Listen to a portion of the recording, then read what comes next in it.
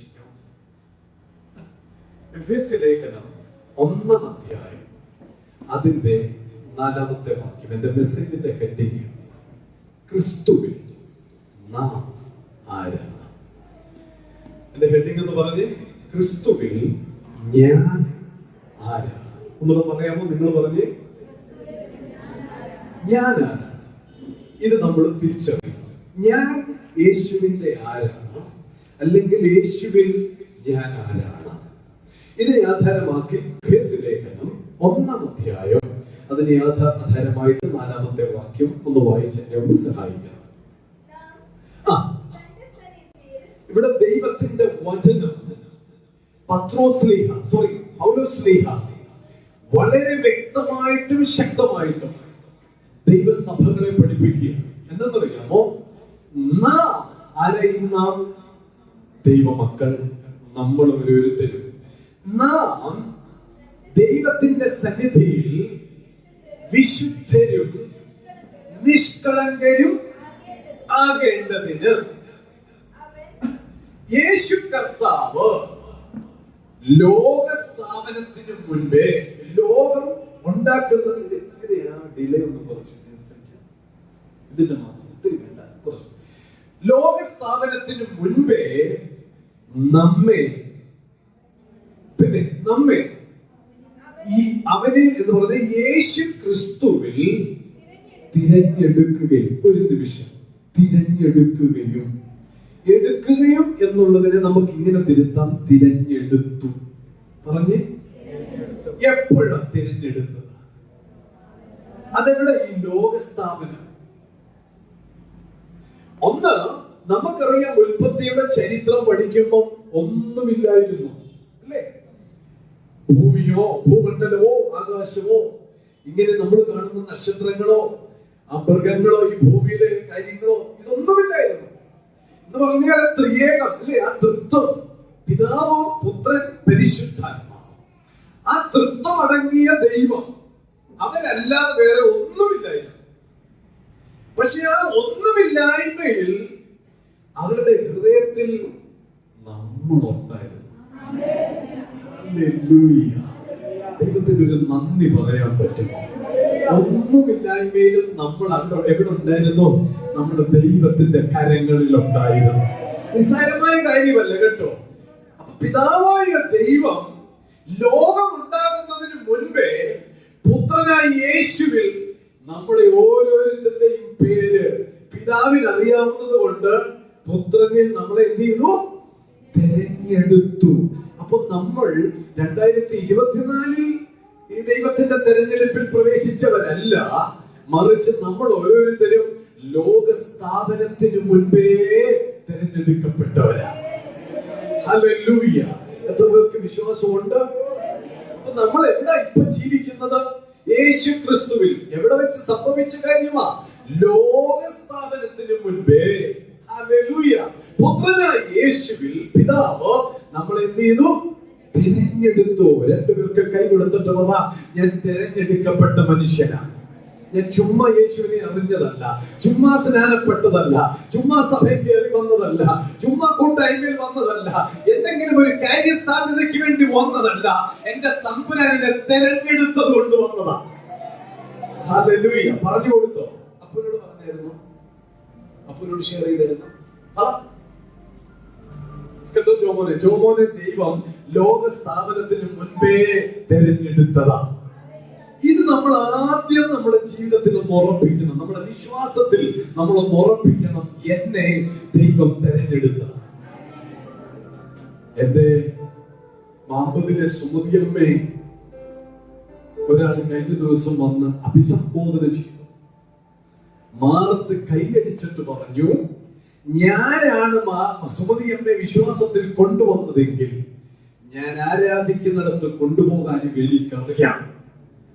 സുമതിയമ്മയെ തിരഞ്ഞെടുത്തത് കൈവച്ചടിച്ചയാളല്ല, സുമതിയമ്മയെ കർത്താവിനൊരിക്കൽ കൊണ്ടുവന്നത് തമ്പുരാൻ. പിടികിട്ടുന്നുണ്ടോ? സുമതിയമ്മയെ മാത്രമല്ല, ഇവിടെയുള്ളവരെ മുഴുവനും ദൈവം ലോകസ്ഥാപനത്തിന് മുൻപേ ദൈവത്തിന്റെ സന്നിധിയിൽ കൂട്ടിവരുത്തി. നല്ലൊരു പദമാകട്ടെ. ഇതിന്റെ കുറെ ഹിസ്റ്ററി ഉണ്ട്. അതൊക്കെ നമ്മൾ ടോമിന്റെ മെസ്സേജിൽ നമ്മൾ കേട്ടുകൊണ്ടിരിക്കുന്ന കാര്യങ്ങളാണ്. അടുത്ത ഒരു പദം കൂടെ നമുക്കൊന്ന് വായിക്കാം. ആവർത്തന പുസ്തകം 7-ാം അധ്യായം എടുക്കാമോ? ഡ്യൂട്രോണമി ആവർത്തന പുസ്തകം 7-ാം അധ്യായം ചാപ്റ്റർ 7 വേഴ്സസ് 1 to 9, 1 മുതൽ 9 വരെ. ആവർത്തന പുസ്തകം 7-ാം അധ്യായം 1 മുതൽ 9 വരെയുള്ള ചരിത്രം അതോടെ ഒന്ന് കേൾക്കാം. ഇവിടെ പറയുകയാണ്, നീ കൈവശമാക്കുവാൻ ചെല്ലുന്ന ദേശത്ത് നിന്നെ അതിലേക്ക് പ്രവേശിപ്പിക്കുകയും കടത്തുകയും നിന്നേക്കാൾ പെരുപ്പവും ബലവുമുള്ള ജാതികളായ ഹിത്യർ, ഗിർഗശ്യർ, അമോര്യർ, കനാന്യർ, പെരിസ്യർ, ഹിവ്യർ, യെബൂസ്യർ എന്നീ 7 മഹാജാതികളെ നിന്റെ മുമ്പിൽ നിന്ന് നീക്കിക്കളയും. അടുത്തത് 2, നിന്റെ ദൈവമായ യഹോവ അവരെ നിന്റെ കയ്യിൽ ഏൽപ്പിക്കുകയും നീ അവരെ തോൽപ്പിക്കുകയും ചെയ്യുമ്പോൾ അവരെ നിർമൂലമാക്കി കളയണം. അവരോട് ഉടമ്പടി ചെയ്യുകയോ കൃപ കാണിക്കുകയോ അരുത്. 3-ാമത്തെ വാക്യം, അവരുമായി ജാതികളുമായിട്ട് ആത്മീയ മക്കൾ എന്ത് ചെയ്തേക്കരുത്?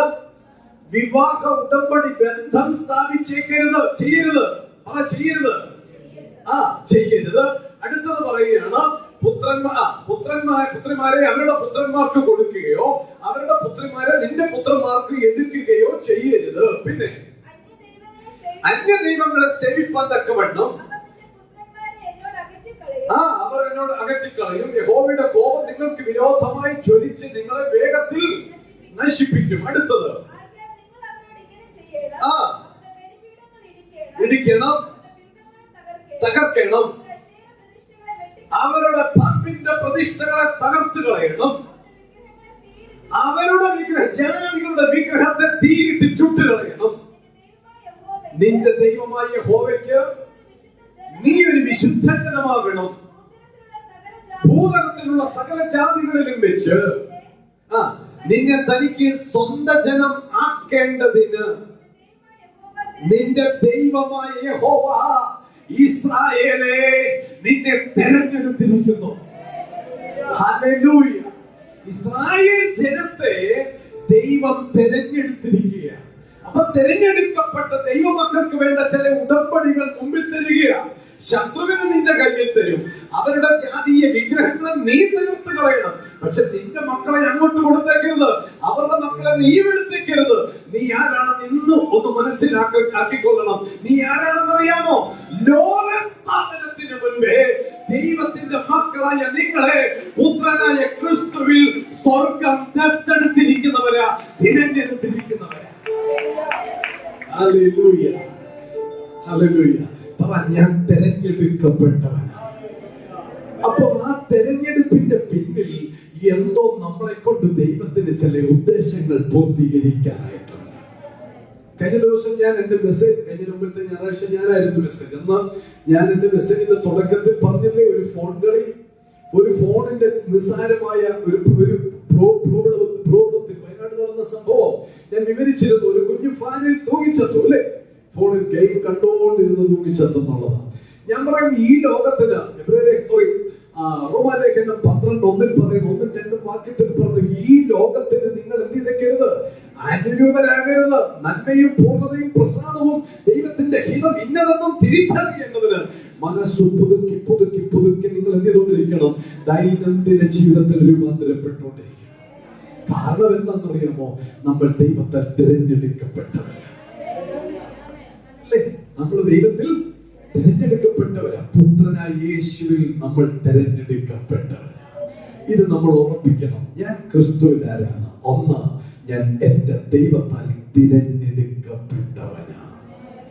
എന്നെ പാസ്റ്റർ അല്ല തിരഞ്ഞെടുത്തത്. ഹല്ലേലൂയ. എന്നെ ചർച്ചിന്റെ ലീഡേഴ്സ് അല്ല തിരഞ്ഞെടുത്തത്. എന്നെ സെൽ മീറ്റിംഗിന്റെ ലീഡേഴ്സ് അല്ല തിരഞ്ഞെടുത്തത്. എന്നെ അപ്പുറത്തെ വീട്ടുകാരും ഇപ്പുറത്തെ വീട്ടുകാരും അല്ല തിരഞ്ഞെടുത്തത്. എന്റെ അപ്പനും അമ്മയും പണ്ടേ പള്ളിയിൽ പോകുന്നത് കൊണ്ട് ദൈവം എടുത്തതല്ല, മറിച്ച് ലോക സ്ഥാപനത്തിന് മുൻപേ പുത്രനായ യേശുവിൽ പിതാവ് എന്നെ തിരഞ്ഞെടുത്തു. I am a chosen people. ഞാൻ തിരഞ്ഞെടുക്കപ്പെട്ട ദൈവത്തിന്റെ മകനാണ്. 1 പത്രോസ് 2 9:29. 1 പത്രോസ് 2:9 ഒന്ന് വായിക്കാമോ? 1 പത്രോസിന്റെ ലേഖനം 2-ാം അധ്യായം അതിന്റെ 9-ാമത്തെ വാക്യം കേട്ടോണേ. ഇവിടെ നമ്മളോട് പറയുക, എന്താ പറയുന്നതെന്ന് അറിയാമോ? നിങ്ങളോ, പത്രോസ് ശ്ലീഹ പഠിപ്പിക്കുക, നിങ്ങളോ അന്ധകാരത്തിൽ നിന്ന്, ഇരുട്ടിനകത്ത് നിന്ന്, ഒന്നുമില്ലാത്ത ഇടത്ത് നിന്ന് പുത്രനായ യേശുവിന്റെ അത്ഭുത പ്രകാശം, പുത്രനെ ഇവിടെ അത്ഭുത പ്രകാശം എന്ന് വിളിപ്പിക്കുക. കാരണം യേശുവിനെ കുറിച്ച് യോഹന്നാൻ വിളിച്ചു പറയാൻ ലോകത്തിന്റെ വെളിച്ചമാണ്. ഹല്ലേലൂയ. അപ്പോൾ നിങ്ങളോ അന്ധകാരത്തിൽ നിന്ന് തന്റെ പിതാവായ ദൈവത്തിന്റെ അത്ഭുത പ്രകാശം, അതായത് യേശു കർത്താവ് അത്ഭുത പ്രകാശത്തിലേക്ക് വിളിച്ചവന്റെ സൽഗുണങ്ങളെ ഘോഷിപ്പാൻ തക്കവണ്ണം. എന്ത് ഗുണങ്ങളെ പറഞ്ഞ്? ഞാൻ സൽഗുണങ്ങളെ ഘോഷിക്കേണ്ടവനാ. ഞാൻ ഗോസിപ്പ് പറഞ്ഞൊപ്പിക്കേണ്ടവനല്ല. ഞാൻ ഗോസിപ്പിന് മലയാളം ശരിക്കും എന്തോ പരദൂഷണം. ഞാൻ പരദൂഷണം പറയാൻ വിളിക്കപ്പെട്ടവനല്ല. ആരുടെ കുറ്റം പറയാൻ വിളിക്കപ്പെട്ടവനല്ല. ആരുടെയും നല്ല കാര്യങ്ങളും ദോഷകാര്യങ്ങൾ പറഞ്ഞ് പരത്തേണ്ടവനായി വിളിക്കപ്പെട്ടവനല്ല. മറിച്ച് എന്റെ വിളി എന്ന് പറയുന്നത് എന്നെ വിളിച്ച ദൈവത്തിന്റെ നല്ല ഗുണങ്ങളെ ഘോഷിക്കാനായിട്ടാണ്. അപ്പൊ ആ അത്ഭുത പ്രകാശത്തിലേക്ക് വിളിച്ചവന്റെ സൽഗുണങ്ങളെ ഘോഷിപ്പാൻ തക്കവണ്ണം തിരഞ്ഞെടുക്കപ്പെട്ട ഒരു ജാതി. പറഞ്ഞേ, നമ്മൾ ആരാ? ഒരു ജാതി. ഇന്നലെയായിരുന്നു ആശാരി, ഇന്നലെയായിരുന്നു മൂശാരി, ഇന്നലെയായിരുന്നു കൊല്ലൻ, ഇന്നലെയായിരുന്നു തട്ടാൻ, ഇന്നലെയായിരുന്നു മറ്റവൻ, ഇന്നലെയായിരുന്നു മറിച്ചവൻ. പക്ഷെ ഞാൻ യേശുവിനെ സ്വീകരിച്ച് യേശുവിന്റെ കൽപ്പന അനുസരിച്ചപ്പോൾ ഇവിടെ ജാതിയില്ല, ഇവിടെ മതങ്ങളില്ല, ഇവിടെ കറുപ്പില്ല, ഇവിടെ വെളുപ്പില്ല. ഞാൻ യേശുവിന്റെ രക്തത്തിന്റെ ഭാഗമായപ്പോൾ ഞാൻ ഒരു ജാതിയായി മാറി. എന്റെ ജാതി പേര് യേശു ക്രിസ്തു എന്ന് മാത്രം. ഹല്ലേലൂയ. ഒരു ജാതി എന്ന് പറഞ്ഞേ, ഒരു ജാതി. അടുത്തത് പറഞ്ഞെന്താ? അപ്പൊ ഒരു ജാതി മാത്രമല്ല നമ്മൾ ഓരോരുത്തരും ആരാ? രാജകീയ പുരോഹിത വർഗം, റോയൽ പ്രീസ്റ്റ് അല്ലേ? രാജകീയ പുരോഹിത വർഗവും. അടുത്തത് നമ്മൾ ആരാ? പറഞ്ഞേ, ഞാൻ വിശുദ്ധനാണെന്ന് പറ. മടിക്കരുത്. പറഞ്ഞേ, ഞാൻ വിശുദ്ധനാ. വിശുദ്ധ വർഗവും. അടുത്തത് സ്വന്തം ജനവും ആകുന്നു.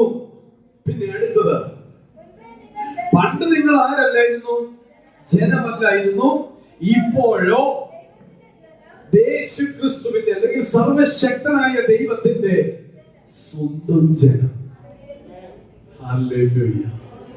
എന്റെ തെരഞ്ഞെടുപ്പ് ഈ ഭൂമിയിൽ നടന്നതല്ല, എന്റെ തെരഞ്ഞെടുപ്പ് സ്വർഗത്തിൽ നടന്നു. ഹല്ലേലൂയ. എത്ര പേർക്ക് ദൈവത്തിന് നന്ദി പറയാൻ പറ്റും ഈ തെരഞ്ഞെടുപ്പിന്? അടുത്തൊരു പദം കൂടെ വേഗം ഒന്ന് വായിക്കാം. റോമലേഖനം 8:33. 8:33. റോമർ 8:33. ഇനി കുറച്ച് വാക്യങ്ങൾ ഒരുപാടുണ്ട്. വേഗം വേഗം വേഗം വായിച്ചു പഠിക്കാം. റോമർ 8:33. സ്തോത്രം പറഞ്ഞേ. കുറ്റം പറയാൻ നമ്മൾ കുറ്റം പറയിപ്പിക്കാതിരുന്നിട്ട് നമ്മുടെ കുറ്റം വേറൊരുത്തിന്റെ വായിൽ കൂടി കേട്ടാൽ നമുക്ക് പറയണം, എന്നെ തിരഞ്ഞെടുത്തത് ദൈവമാണ്. ഹല്ലേലൂയ. കുറ്റം പറയുന്ന, ഞാൻ പറയാം, രജനീകാന്തിന്റെ വാക്ക് ഞാൻ കടമെടുക്കുക. കുറ്റം പറയാത്ത അല്ലെ, കുരയ്ക്കാത്ത നായ്ക്കളുമില്ല, കുറ്റം പറയാത്ത നാവുകളുമില്ല അല്ലേ? ശരിയല്ലേ? നമ്മുടെ ലോകത്തിന്റെ അതല്ലേ? കുറ്റം കുരയ്ക്കാത്ത പട്ടിയില്ല, കുറ്റം പറയാത്ത നാവുമില്ല. ഇതിന്റെ നടുവിൽ നമ്മളെ ഏൽപ്പിച്ച ദൗത്യം വിശ്വസ്തയോടെ നമ്മൾ ചെയ്യണം. വായൊന്നും മൂടിക്കെട്ടാനൊന്നും നമ്മൾ പോകണ്ട. നമ്മളെ ഏൽപ്പിച്ച കാര്യം നമ്മൾ ചെയ്യണം. ഇവിടെ പറയാ, ദൈവം തിരഞ്ഞെടുത്തവരെ ആര് കുറ്റം ചുമത്തും? അതിന്റെ അർത്ഥം ദൈവം എന്നെ തിരഞ്ഞെടുത്തു. എവിടെ തിരഞ്ഞെടുത്തു? ലോക സ്ഥാപനത്തിന് മുൻപേ തമ്പുരാൻ എന്നെ തിരഞ്ഞെടുത്തു. 2 Peter 1:10. 2 പത്രോസ് 1:10. 2 പത്രോസ് നിങ്ങൾ നോട്ട് ചെയ്യാൻ പറ്റുമെങ്കിൽ ഇത് വളരെ നന്നായിരിക്കും. നോട്ട് ചെയ്യുക. 2 പത്രോസിന്റെ ലേഖനം 1-ാം അധ്യായം അതിന്റെ 10-ാമത്തെ വാക്യം. അതുകൊണ്ട് സഹോദരന്മാരെ, മുമ്പേ പറഞ്ഞ കാര്യം, അതിനു മുൻപേ പറഞ്ഞ കാര്യം, എഫേസ്യ ലേഖനത്തിൽ പറഞ്ഞ കാര്യം, ആവർത്തന പുസ്തകത്തിൽ പറഞ്ഞ കാര്യം നിങ്ങൾ എന്ത് ചെയ്തേക്കണം? ഉറപ്പിക്കണം. ഒരു കാര്യം പല പ്രാവശ്യം എടുത്തെടുത്ത് പറയുന്നെങ്കിൽ അത് എന്ത് ചെയ്തോണം? ഉറപ്പിച്ചോണം. അതാ പറയുന്നത്. ഇവിടെ എന്താ വചനം പറയുന്നത്? അതുകൊണ്ട് സഹോദരന്മാരെ, ദൈവത്തിന്റെ സ്വന്തം ജനമേ, നിങ്ങളുടെ വിളിയും നിങ്ങളെ തിരഞ്ഞെടുത്ത കാര്യവും ഇതിനകത്തു ഇറങ്ങി പോകുന്നതിന് മുൻപേ നിങ്ങൾ എന്ത് ചെയ്തോണം? ഉറപ്പിച്ചോണം. ഹല്ലേലൂയ. എന്റെ ഭാര്യ പറഞ്ഞിട്ടല്ല എനിക്ക് വിശ്വാസം വന്നത്, എന്റെ ഭർത്താവ് പറഞ്ഞിട്ടല്ല, നാട്ടുകാർ പറഞ്ഞിട്ടല്ല, ആരൊക്കെ വിളിച്ചത് കൊണ്ടല്ല, മറിച്ച് എന്റെ വിളിയുടെ പിന്നിലെ രഹസ്യം, എന്റെ തെരഞ്ഞെടുപ്പിന്റെ പിന്നിലെ രഹസ്യം ലോക സ്ഥാപനത്തിന് മുൻപേ എന്റെ യേശുവിൽ പിതാവായ ദൈവം എന്നെ തെരഞ്ഞെടുത്തു. ഹല്ലേലൂയ. മറന്നു പോകരുത്, ഞാൻ ചൂസൺ പീപ്പിളാ, തെരഞ്ഞെടുക്കപ്പെട്ടവനാ, ദൈവത്തിന്റെ തെരഞ്ഞെടുക്കപ്പെട്ടവൻ. ഇത് നമ്മൾ എന്ത് ചെയ്യണം? ഉറപ്പിക്കണം. എത്ര പേർക്ക് ഉറപ്പിക്കാൻ പറ്റും? കഴിഞ്ഞ ആഴ്ച പുസ്തകങ്ങളും മെസ്സേജ് എടുത്ത സമയത്ത് നമ്മുടെ വിശ്വാസത്തെ വർദ്ധിപ്പിക്കണം. അതിനൊരു ചെറിയ ഒരു കാര്യം ചെയ്തായിരുന്നു. നിങ്ങൾ ഇരിക്കുന്ന ഇരിപ്പിൽ നിന്ന് തൊട്ട് മുൻപിലുള്ള ഒരു സീറ്റിലേക്ക് കയറിയിരിക്കുന്ന പറഞ്ഞ് നമ്മളെ കൊണ്ട് ഒരു സ്റ്റെപ്പ് വെപ്പിച്ചു. അതുപോലെ തന്നെ എന്നെ ദൈവം തെരഞ്ഞെടുത്തു എന്ന് നമ്മൾ സ്വയം എന്ത് ചെയ്യണം? ഉറപ്പിക്കണം. ചിരിച്ചുകൊണ്ട് ഒരാളോട് പറഞ്ഞേ, എന്നെ ദൈവം ലോകസ്ഥാപനത്തിന് മുൻപേ തിരഞ്ഞെടുത്തു.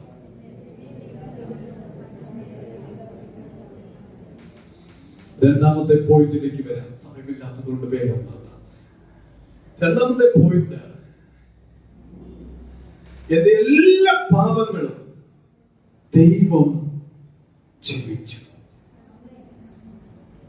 അയ്യോ, ഇതിന് നല്ല എന്തെങ്കിലും പാപങ്ങൾ ചെയ്തുകൊണ്ടിരിക്കുന്നു, എന്നിട്ടും ഏതോ കല്ലിന് കാറ്റിടിച്ചാൽ അങ്ങനെയല്ല, നല്ല ഒരാമൻ പറ, എന്റെ എല്ലാ പാപങ്ങളും തമ്പുരാൻ ക്ഷമിച്ചു. ഇല്ലേ? ഇനി ക്ഷമിക്കാനുണ്ടോ? പറഞ്ഞു. എല്ലാ പാപങ്ങളും ദൈവം ക്ഷമിച്ചു. വചനമാകട്ടോ, വചനം ഞാൻ കൊണ്ടുവന്നതല്ല, ഇന്നലെ രാത്രി ഇരുന്നപ്പോ കിട്ടിയതല്ല, ബൈബിളിലെ കാര്യങ്ങൾ. 1 യോഹന്നാന്റെ പുസ്തകം 1-ാം അധ്യായം അതിന്റെ 9-ാമത്തെ വാക്യം. 1 John chapter 1:9, 9-ാമത്തെ വാക്യം. 1 യോഹന്നാൻ 1:9. നമ്മൾ ചെയ്യേണ്ട കാര്യങ്ങളൊക്കെ ഇതിനകത്ത് നമ്മളെ പഠിപ്പിക്കുന്നുണ്ട്. ഇവിടെ പറയുകയാണ്, നമ്മുടെ പാപങ്ങളെ ഏറ്റുപറയുന്നു എങ്കിൽ യേശു കർത്താവ് നമ്മോട് നമ്മുടെ പാപങ്ങളെ ക്ഷമിച്ച് സകല അനീതിയും അതിക്രമങ്ങളും കുറ്റങ്ങളും പോക്കി ക്ഷമിച്ച് നമ്മെ ശുദ്ധീകരിപ്പാൻ തക്കവണ്ണം നമ്മുടെ യേശു കർത്താവ് ആരാണ്? വിശ്വസ്തനും നീതിമാനും ആകുന്നു. വചനം പറയുന്നു, നമ്മുടെ പാപങ്ങളെ ഏറ്റുപറയുന്നുവെങ്കിൽ.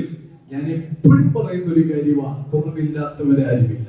പക്ഷെ രാത്രിയിൽ നമ്മുടെ ബെഡ്റൂമിൽ, നമ്മുടെ കിടക്കയിലേക്ക്, തലയിലേക്ക് നമ്മുടെ തല ചായ്ക്കുന്നതിന് മുൻപ് നമുക്ക് പറയാൻ പറ്റണം, കർത്താവേ, എന്റെ നാവിൽ, എന്റെ നോട്ടത്തിൽ, എന്റെ ചിന്തയിൽ, എന്റെ പ്രവൃത്തിയിൽ എന്തെങ്കിലും കുറവ് വന്നിട്ടുണ്ടെങ്കിൽ അത് മനഃപൂർവമായി തമ്പുരാനെ ക്ഷമിച്ചേ മതിയാകും.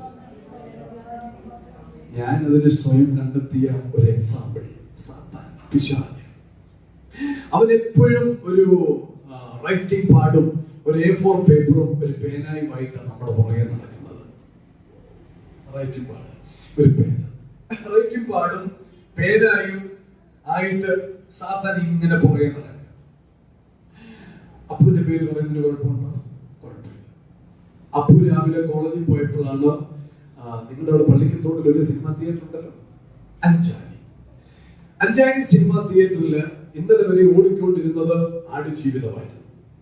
പക്ഷെ ഇന്ന് താൻ പോയപ്പം അവിടെ വേറൊരു പുതിയ പടം ഓടുന്നുണ്ട്, ഒരു ഇംഗ്ലീഷ് ഫിലിമ.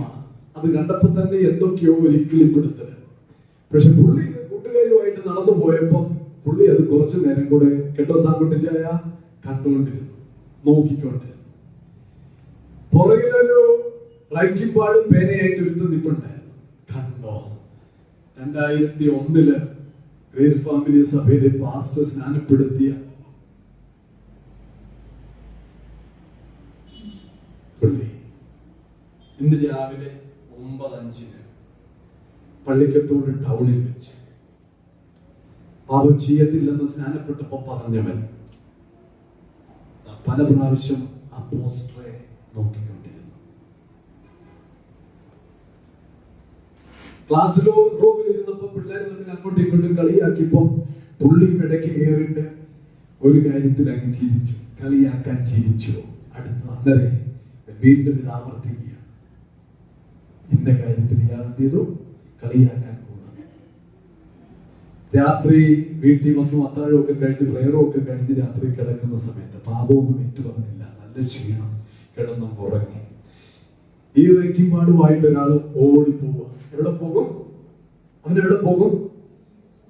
ദൈവത്തിന്റെ കണ്ടോടാ, നിന്റെ മകൻ ഇന്ന് ചെയ്ത കാര്യങ്ങൾ. ദൈവത്തിന് ഇത് നോക്കിയിട്ട് ഇങ്ങനെ വെക്കാനേ പറ്റത്തുള്ളൂ. പക്ഷേ ഷിൻഡോ രാത്രി കിടന്ന സമയത്ത് കർത്താവ് ഞാൻ പോയ വഴിക്ക് അഞ്ചാരി തിയേറ്ററിലെ പുതിയ പടത്തിന്റെ പോസ്റ്റർ ഞാൻ കണ്ടു. ക്ലാസ്സിലിരുന്നപ്പം അറിയാതെ എന്തൊക്കെയോ ഞാൻ പറഞ്ഞു ചിരിച്ചു, അത് ചെയ്തു, ഇത് ചെയ്തു. എന്നോട് മനഃപൂർവ്വമായി ക്ഷമിക്കണമേ പിതാവേ എന്ന് പറഞ്ഞപ്പം ഇവൻ പോലും അറിയാതെ, എന്ന് പറഞ്ഞാൽ ഈ റൈറ്റിംഗ് പാഡിൽ എഴുതിയ ഒരു അക്ഷരം പോലും അവന് വായിക്കാൻ മേലാത്ത വിധത്തിൽ ഇവൻ യേശുവിന്റെ അരികിൽ വരും, സാത്താൻ യേശുവിന്റെ അരികിൽ വരുന്നതിന് മുൻപേ ഇവൻ ദൈവം എന്ത് ചെയ്തിട്ടുണ്ടത് അതെല്ലാം വായിച്ചു. ഇത് തിരുവചനം നമ്മളെ ഓർമ്മിപ്പിക്കുക. നമ്മുടെ പാപങ്ങളെ ഏറ്റുപറയുന്നുവെങ്കിൽ അവൻ നമ്മോട് പാപങ്ങളെ ക്ഷമിച്ച് സകല അനീതിയും പോക്കി നമ്മളെ ശുദ്ധീകരിപ്പാൻ, നമ്മളെ കഴുകുവാൻ, നമ്മളെ വെടിപ്പാക്കുവാൻ നമ്മുടെ ദൈവം ആരാണെന്നറിയാമോ? അവൻ വിശ്വസ്തനും അവൻ നീതിമാനുമാണ്. എന്നെ ഒത്തിരി സന്തോഷിപ്പിക്കുന്ന ഒരു ഭാഗമാണ് യിരെമ്യാ പ്രവാചകന്റെ പുസ്തകം 10-ാം അധ്യായം. ഞങ്ങളൊക്കെ പണ്ട് ആരാധിച്ച ദൈവത്തെ കുറിച്ച് പറയുക. ഒരു ആശാരി കാട്ടിൽ ചെന്നൊരു മരം വെട്ടി അതിനെ രൂപപ്പെടുത്തി ഒരിടത്ത് കൊണ്ട് ആണിയടിച്ച് തറച്ചു വെച്ചു. അതിന്റെ കൈ അതിൽ വരച്ച് റെഡിയാക്കി, കാല് വരച്ച് റെഡിയാക്കി, മുഖവും കണ്ണും മൂക്കും എല്ലാം വരച്ച് റെഡിയാക്കി. പക്ഷെ ഒരു കാര്യം, അവയ്ക്ക് കണ്ണുണ്ട് കാണത്തില്ല, കൈകൊണ്ട് ചലിപ്പിക്കത്തില്ല, കാലുണ്ട് നടക്കത്തില്ല. പക്ഷെ നമ്മൾ ആരാധിക്കുന്ന ദൈവം ആരാണെന്ന് അറിയാമോ? കൈകൊണ്ട് നമ്മളെ തൊടും, കാലുകൊണ്ട് നടന്നടുത്ത് വരും, നമ്മളെ കാണുകയും കെട്ടിപ്പിടിക്കുകയും ചുംബിക്കുകയും നമ്മുടെ കൂടെ ഇരുന്ന് നമ്മളെ ആശ്വസിപ്പിക്കുകയും നമ്മുടെ വേദന എത്ര വലുതും ചെറുതുമാണെങ്കിലും അതിന് പരിഹാരം തരുന്നവനുമാ നമ്മൾ ആരാധിക്കുന്ന ദൈവം. ഈ ദൈവം ആരാണെന്നറിയാമോ? അവൻ വിശ്വസ്തനാണ്, അവൻ നീതിമാനാണ്. നമ്മുടെ സകല പാപങ്ങളെയും എന്നേക്കുമായി തുടച്ചു മാറ്റാൻ കഴിയുന്ന നല്ലൊരു കർത്താവ്. യേശയ്യാവിന്റെ പുസ്തകം 59:1-2 വാക്യങ്ങൾ വായിച്ചിട്ട് 2 യേശയ്യാവിന്റെ പുസ്തകം 59:1-2 വാക്യങ്ങൾ. രക്ഷിപ്പാൻ കഴിയാതെ വണ്ണം യഹോവയുടെ കൈ കുറുകിപ്പോയിട്ടില്ല, കേൾപ്പാൻ കഴിയാതെ വണ്ണം അവന്റെ കാത് മന്ദമായിട്ടില്ല. പിന്നെയോ അടുത്തത്, നിങ്ങളുടെ അകൃത്യങ്ങൾ അത്രേ നിങ്ങളെയും നിങ്ങളുടെ ദൈവത്തെയും തമ്മിൽ അകറ്റി നിർത്തിയിരിക്കുന്നത്. ഒരു കാലത്ത് ഇങ്ങനെയല്ലായിരുന്നോ? പാപബോധമില്ലാതെ ലോകപ്രകാരം ജീവിച്ച് സത്യദൈവത്തിൽ നിന്ന് അകന്ന് ലോകപരമായി ജീവിച്ചു. പക്ഷെ അങ്ങനെ നടന്ന് നമുക്ക് വേണ്ടി പിതാവായ ദൈവം ചെയ്ത പ്രത്യുപകാരം നമുക്കറിയാം. അതിന്റെ തൊട്ടടുത്ത വാക്യങ്ങളിൽ കാണാം. 6-ാമത്തെ വാക്യവും 6-ാമത്തെ അധ്യായവും 9-ാമത്തെ അധ്യായങ്ങളൊക്കെ പഠിക്കുമ്പോൾ ഇങ്ങനെയാ പറയുന്നത്, നമുക്ക് വേണ്ടി ഒരു ശിശു ജനിച്ചിരിക്കുന്നു, നമുക്ക് വേണ്ടി ഒരു മകൻ നൽകപ്പെട്ടിരിക്കുന്നു, ആധിപത്യം അവന്റെ തോളിലിരിക്കും, അവൻ അത്ഭുത മന്ത്രി, അവൻ വീരനാം ദൈവം, അവൻ നിത്യപിതാവ്, അവൻ സമാധാനത്തിന്റെ പ്രഭു എന്ന് വിളിക്കപ്പെടും. അങ്ങനെ 1-2 പ്രവചന വാക്യങ്ങൾ അതിന്റെ കൂടെ ചേർത്തിട്ട് 53-ാം അധ്യായത്തിലേക്ക് വരുമ്പോൾ ഈ യെശയ്യാവ് വിളിച്ചു പറയുക, യേശു ക്രിസ്തു ഈ ഭൂമിയിൽ ജനിക്കാൻ പോവുക, അവനൊരു ഇളയ തൈ പോലെ മുളയ്ക്കാൻ പോവുക, വേർ മുളയ്ക്കുകയും പിന്നെ അതിനുശേഷം പറയാം, അവന് കണ്ടാൽ ആഗ്രഹിക്കത്തക്ക സൗന്ദര്യമില്ല, അവന് കോമളത്വമില്ല, അവന് രൂപഗുണമില്ല, അവനൊരു ഇറക്കാൻ പോകുന്ന കുഞ്ഞാടിനെ പോലെ മിണ്ടാതിരിക്കുന്നു, രോമം കത്രിക്കുന്നവരുടെ മുൻപിൽ അവൻ മൗനമായിരിക്കുന്നു. അവനെ അടിപ്പിടരാൻ അവനെ വിശ്വസിക്കുന്ന നമുക്ക് സ്വർഗത്തിലെ ദൈവം സൗഖ്യവും തന്നിരിക്കുന്നു. ആ പ്രവചനം കാൽവറിയിൽ പൂർത്തിയായപ്പോൾ പാപമംഗലമായ ജീവിതത്തിനകത്ത് കിടന്ന നമ്മെ തമ്പുരാൻ എന്നേക്കുമായി വിമോചിച്ചു, മോചിപ്പിച്ചു. ഹല്ലേലൂയ. നമുക്ക് പറയാൻ പറ്റണം, കർത്താവേ എന്നോട് ക്ഷമിക്കും. ചുമ്മാ ക്ഷമിക്കണമെന്നല്ല, മനഃപൂർവ്വം തമ്പുരാനെ എന്നോട് ക്ഷമിക്കണം. ക്ഷമ പറയാൻ മടിയുള്ള, സോറി പറയാൻ മടിയുള്ള ഒരു കാലത്തിലാണ് നമ്മൾ ജീവിക്കുന്നല്ലേ. ഞാൻ സോറി പറയും. ഞാൻ ഈ പബ്ലിക്കില് സഭാ ഹാളിൽ ഇരുന്ന് ഇവിടെ നിന്നോണ്ട് ഈ മൈക്ക് പിടിച്ചുകൊണ്ട് പല കാര്യത്തിന് സോറി പറയുമ്പോൾ എന്നോട് വന്ന് ചിലർ ചോദിച്ചിട്ടുണ്ട്, പാസ്റ്ററിന്റെ നിസ്സാര കാര്യങ്ങൾക്കൊക്കെ സോറി പറയും. ഞാൻ പറഞ്ഞു, പറയണം. നമ്മളെ ക്ലിയർ ആക്കിയില്ല, പിന്നെ നമ്മളെ ആരും ക്ലിയർ ആക്കും. രാവിലെ 10 മിനിറ്റ് താമസിച്ചു എന്ന് ഞാൻ പറഞ്ഞില്ലേ ആരാധനയോട്. സോറി ഞാൻ പറഞ്ഞു ഇല്ലേ. പറയണം. നമ്മുടെ ഭാഗത്താണ് പ്രശ്നമെങ്കിൽ നമ്മൾ സോറി പറയാൻ തയ്യാറായിരിക്കും. ഇനി ദൈവം അനുഗ്രഹിക്കട്ടെ. യോഹന്നാന്റെ പുസ്തകം എടുത്ത സുവിശേഷം 1:29. യോഹന്നാന്റെ സുവിശേഷം 1-ാം അധ്യായം 29-ാമത്തെ വാക്യം വായിച്ചിടാമോ? വേഗം. ഇത് കുറെ ഏറെയുണ്ട് കാര്യങ്ങൾ. വേഗം വായിച്ചിടാം. യോഹന്നാൻ 1:29.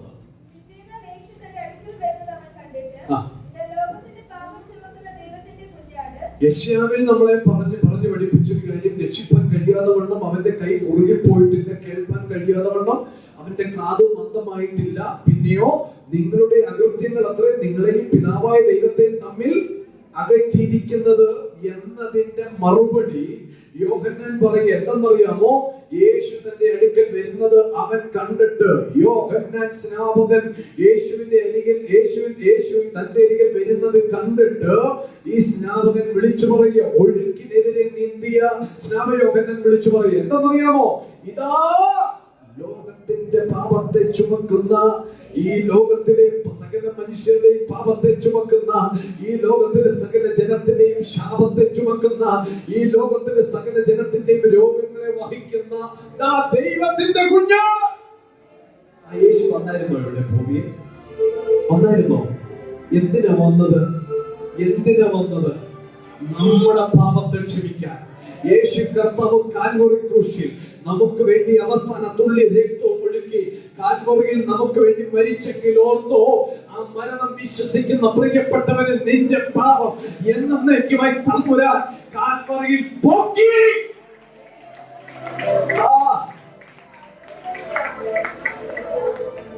നിങ്ങൾക്ക് ആ കാൽവറി ക്രൂശിൽ യേശു മരിച്ചപ്പോൾ ലോറി കിട്ടുമെന്ന് പറഞ്ഞാൽ എനിക്ക് ഇച്ചിരി കയ്യടി കിട്ടുമെന്ന് എനിക്കറിയാം. അങ്ങനെ നിങ്ങളെ കൊണ്ട് ഞാൻ കയ്യടിപ്പിക്കത്തില്ല. ഹല്ലേലൂയ. ലോറി കിട്ടാനായിട്ടല്ല യേശു കാൽവറിയിൽ മരിച്ചത്.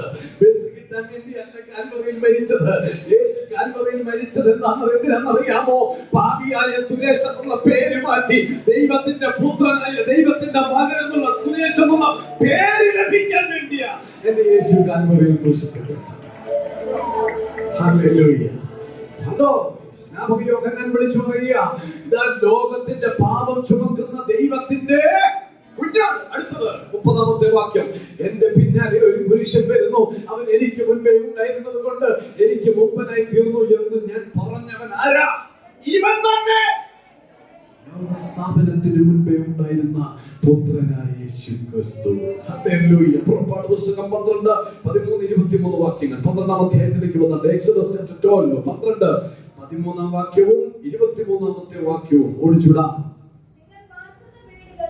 നിങ്ങൾ പാർക്കുന്ന വീടുകളിന്മേൽ, ഇത് പഴയ നിയമം പഠിപ്പിക്കുക, നിങ്ങൾ പാർക്കുന്ന നിങ്ങളുടെ വീടുകളുടെ മേൽ വെറും രക്തമല്ല, കുഞ്ഞാടിന്റെ രക്തം അടയാളമായിരിക്കും. ഇസ്രായേൽ ജനത്തെ പറഞ്ഞു പഠിപ്പിക്കുക, സംഹാരകൻ വരുന്നുണ്ട്. നിങ്ങളുടെ ഭവനം വിറ്റ് സംഹാരകൻ ഒഴിഞ്ഞു പോകണമെങ്കിൽ നിങ്ങളൊരു കുഞ്ഞാടിനെ അറുത്തിട്ട് ആ അറുക്കപ്പെട്ട കുഞ്ഞാടിന്റെ രക്തം നിങ്ങളുടെ ഭവനത്തിന്റെ കട്ടളക്കാലിന്മേലും കുറുമ്പടിമേലും നിങ്ങൾ മുദ്ര ചെയ്യണം. സംഹാരകൻ വന്ന് നോക്കുമ്പോൾ ഈ രക്തം കണ്ടാൽ നിങ്ങളുടെ ഭവനം വിട്ട് ഓടിപ്പോകും. ഇവിടെ പറയുകയാണ്, ഞാൻ രക്തം കാണുമ്പോൾ നിങ്ങളെ ഒഴിഞ്ഞു പോകും. ഞാൻ മിസ്രയീം ദേശത്തെ ബാധിക്കുന്ന ഒരു ബാധ നിങ്ങൾക്ക് നാശഹേതുവായി തീരത്തില്ല. കുഞ്ഞാടിന്റെ രക്തം. 23-ാമത്തെ വാക്യം.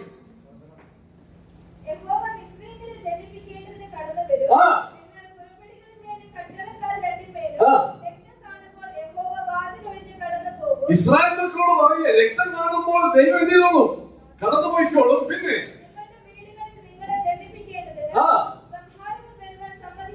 സംഹാരകൻ വന്ന് നിങ്ങളെ നശിപ്പിക്കുവാൻ, നിങ്ങളെ തോൽപ്പിക്കുവാൻ, പരാജയപ്പെടുത്തുവാൻ കഴിയത്തില്ല. പഴയ നിയമത്തിൽ പ്രവചനം വായിച്ച 1 യോഹന്നാൻ 1-ാം അധ്യായം 9-ാം വാക്യം. 1 John chapter 1:9.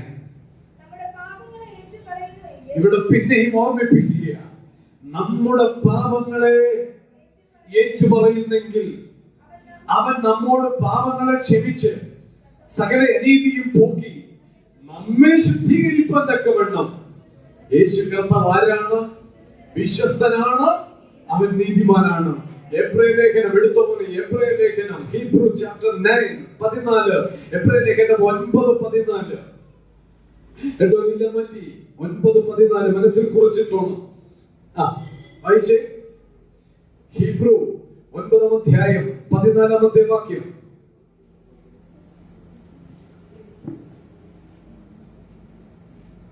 ഒരാൾ പുതിയ നിയമഭാഗത്തുനിന്ന് സത്യത വായിച്ചു.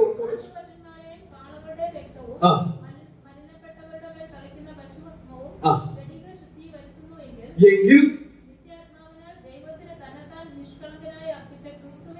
ക്രിസ്തുവിന്റെ രക്തം ജീവനുള്ള ദൈവത്തെ ആരാധിക്കുവാൻ നിങ്ങളുടെ മനസ്സാക്ഷിയെ നിർജീവ പ്രവൃത്തികളെ പോക്കി എത്രയധികം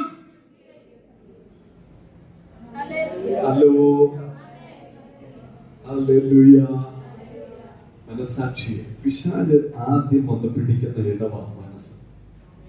കേട്ടോ, നമ്മുടെ മനസ്സ് പറഞ്ഞ് നമ്മുടെ മനസ്സ് ശരിയല്ലേ? ആദ്യം മനസ്സിനെ ജസ്റ്റ് ഒരു ക്വസ്റ്റ്യൻ മാർക്ക് കൊണ്ടുവരും, പിന്നെ അത് സംസാരത്തിൽ, പ്രവൃത്തിയിൽ, പിന്നെ അത് ചിന്തകളിൽ എല്ലാം കയറി വന്നിട്ട് നമ്മളെ ശരിക്കും അസ്വസ്ഥമാക്കും. ദൈവത്തെ പോലും തള്ളി പറയാൻ അത് കാരണമാണ്. എപ്പോഴും ഓർത്തോണം, നമ്മുടെ മനസ്സിനെ ദിവസങ്ങളിൽ എപ്പോഴും ക്ലിയർ ആക്കിക്കോണം. എപ്പോഴും നമ്മുടെ മനസ്സിനെ പിശാചിനെ തൊടാൻ ഒരിക്കലും നമ്മൾ എന്തിനേക്കരുത്, ഏൽപ്പിച്ചു കൊടുക്കരുത്. അതിന്റെ പിന്നിൽ ഒരു രഹസ്യം കൂടെ പറയാം. നെഗറ്റീവ് നമ്മൾ പറയുകയേ ചെയ്യരുത്. പറഞ്ഞ നെഗറ്റീവ് വാക്കുകൾ നമ്മൾ പറയരുത്. നമ്മൾ എപ്പോഴും നെഗറ്റീവ് പറയും, ചുമ്മാ നെഗറ്റീവ് പറയും. ബൈബിളിൽ ഇല്ലാത്ത എത്രയോ കാര്യങ്ങൾ നമ്മൾ അനുശാസിക്കുന്നു, അല്ലേ? ബൈബിളിൽ ഉള്ളത് എത്രയോ കാര്യങ്ങൾ നമുക്ക് പാലിക്കാൻ പറ്റുന്നില്ല. രാവിലെ നമ്മളിപ്പോ ഫസ്റ്റ് നമ്മൾ ചെയ്ത ഒരു കാര്യം, ഇവിടെ നിന്ന് നമ്മുടെ സിസ്റ്ററെ കാണിച്ചതല്ല അബ്രഹാമിനെ കിട്ടിയത്. അബ്രഹാം ഇങ്ങനെ കാണിച്ചത്, വണ്ടി ഓടിക്കുകയായിരുന്നു, സ്കൂട്ടർ ഓടിക്കുകയായിരുന്നു. ഇന്നത്തെ സുവിശേഷം മുഴുവനും അങ്ങനെയായി പോയി. സത്യത്തിന്റെ കാര്യങ്ങളിൽ നിന്ന് അത് ഹാൻഡ് ഓവർ ചെയ്ത് ദൈവവചനത്തെ ആസ്പദീകരിച്ചുള്ള വചനങ്ങൾ ഞാൻ അതെപ്പോഴും ഞാൻ ആ ഒരു കാര്യത്തിൽ അഭിമാനിക്കുക. ദൈവവചനപ്രകാരം പണിയപ്പെടാത്ത സഭകൾ തകർക്കപ്പെടും. ദൈവവചന അടിസ്ഥാനത്തിൽ ജീവിക്കാത്ത കുടുംബങ്ങൾ വിച്ഛേദിക്കപ്പെടും. വചനത്തിന് പ്രാധാന്യം കൊടുത്തില്ലെങ്കിൽ ഞാൻ പറയാം, നമ്മൾ വീണു പോകും, കെട്ടുപോകും. 10 കന്യകമാരിൽ 5 വിളക്കില്ലാതെ ഓടിയ ആ കൂട്ടത്തിലായിരിക്കരുത് നമ്മൾ. എണ്ണയായിട്ട് പോകുന്ന 10 കൂട്ടത്തിലായിരിക്കണം. നമുക്ക് ഒരുപക്ഷെ കയറി കിടക്കാൻ നല്ലൊരു വീട് കാണത്തില്ല, ചോർന്നൊലിക്കുന്ന ഒരു അനുഭവമായിരിക്കും. കുഴപ്പമില്ല, വചനമുണ്ടെങ്കിൽ കർത്താവിന്റെ വരവിൽ എടുക്കപ്പെടും. മെസ്സേജ് കിട്ടി, ആദ്യം നല്ലതായിട്ടൊന്ന് ആടണം, പിന്നെ നിലത്തുനിന്ന് എന്തോ എടുക്കണം, എന്നിട്ടൊന്നും കിട്ടിയില്ലെന്ന് കാണിക്കണം. ഇവിടെ വണ്ടി ഓടിച്ചുകൊണ്ടിരിക്കുക, ഇവിടെ കിട്ടിയോ? ഇവിടെ എന്ത് ചെയ്തോണ്ടിരിക്കുക? റൂട്ട് മാറിക്കൊണ്ടിരിക്കുക. ഈ കാലഘട്ടത്തിൽ പ്രവചനം, 1 കൊരിന്ത്യർ ലേഖനം 13-ാം അധ്യായത്തിൽ വചനം വ്യക്തമായി പൗലോസ് പറയുക, പ്രവചനപരമോ അത് പറ നിന്നുപോകും. ഭാഷാപരങ്ങൾ പോകുന്നേ. ഇന്നത്തെ പ്രവചനം മുഴുവനും എന്തുവാ? ഞാൻ നിനക്ക് വേണ്ടി പ്രാർത്ഥിച്ചപ്പോ നീ ഒരു ഫ്ലൈറ്റിൽ പാസ്പോർട്ടും ടിക്കറ്റുമായിട്ടിരിക്കുന്ന ഞാൻ കാണുന്നു. എടാ, മുൻപേ അവന്റെ രാജ്യവും നീതിയെ അന്വേഷിച്ചാൽ പാസ്പോർട്ട് അല്ല, വിദേശ രാജ്യത്തിൽ ലാൻഡ് തരാൻ തമ്പുരാൻ അറിയാം. ആണോ? അതേ. ആവശ്യമില്ലാത്ത വിടുതൽ ശുശ്രൂഷകളും ആവശ്യമില്ലാത്ത ദൈവഹിതമല്ലാത്ത ആചാരങ്ങളും ദൈവസഭയ്ക്കകത്ത് കൊണ്ടുവന്ന് ദൈവജനത്തെ ലോകമോഹങ്ങൾക്ക് ഈ ദൂതും പ്രവചനവും അടിമകളാക്കി. അങ്ങനെ ദൈവസഭകളെ തെറ്റിച്ചും വഷളാക്കിയും മനുഷ്യൻ പേരെടുത്തോണ്ടിരിക്കുന്ന ഈ കാലഘട്ടത്തിൽ പ്ലീസ് ദൈവമക്കളെ വീണുപോകരുത്. ഒന്നും കിട്ടിയില്ലെങ്കിലും പറ, പൗലോസിനോടൊപ്പം പറ, ഒന്നുമില്ലെങ്കിലും. പൗലോസ് പറഞ്ഞില്ലേ, ഞാൻ ഈ ലോകത്തിലെ സകലതും, കപ്പലുണ്ടായിരുന്ന മനുഷ്യനാ, നൂറുകണക്കിന് ജോലിക്കാരുണ്ടായിരുന്ന മനുഷ്യനാ, യേശുവിനെ കിട്ടിക്കഴിഞ്ഞപ്പോൾ സകലതും ചപ്പും ചവറുമെന്നെണ്ണി. എന്നിട്ട് ലോക ജനത്തോട് പറയുക, ഈ ഭൂമിയിൽ നിങ്ങൾക്ക് കഷ്ടമുണ്ട്, എങ്കിലും ധൈര്യപ്പെടുവിൻ, നമ്മുടെ യേശു കർത്താവ് ഈ ലോകത്തെ ജയിച്ചവനാണ്. നിങ്ങൾ ഒന്നാം സ്ഥാനം കൊടുക്കുന്ന ആൾക്കാർ ഭാര്യയ്ക്കോ ഭർത്താവിനോ മക്കൾക്കോ യേശുവിനോ? കള്ളം പറഞ്ഞേക്കരുത്. കഴിഞ്ഞ ദിവസം ഒരാളോട് ഞാൻ വിളിച്ചു പ്രാർത്ഥനയ്ക്ക് വരുമോ? അച്ചാച്ചൻ വന്നിട്ട് വരാം, അച്ചാച്ചൻ വന്നിട്ട് പ്രാർത്ഥനയ്ക്ക് വരാം. അപ്പൊ അവിടെ യേശുവാണോ അച്ചാച്ചനാണോ? വേറൊരാളെ വിളിച്ചപ്പോ പറയാം മഴയില്ലെങ്കിൽ വരാം. ഇവിടെ രണ്ടും നല്ല വീട്ടിലുണ്ട്. മഴയില്ലെങ്കിൽ തൊട്ടുമിറ്റത്താ. വേറെ ഒരെണ്ണത്തിനെ വിളിച്ചപ്പോ പോയിരിക്കുക, നാട് വിട്ട് പോയിരിക്കുക, ഇവിടെ ഇല്ലെന്ന് പറഞ്ഞു. ആയിക്കോട്ടെ, സൂക്ഷിക്കണേ. നമ്മൾ പറയുന്ന കാര്യങ്ങൾ നമ്മുടെ ജീവിതത്തിൽ ഉണ്ടാകണം. യേശുവിനെ എന്ന് പറഞ്ഞാൽ യേശു ആയിരിക്കും ഒന്നാമത്.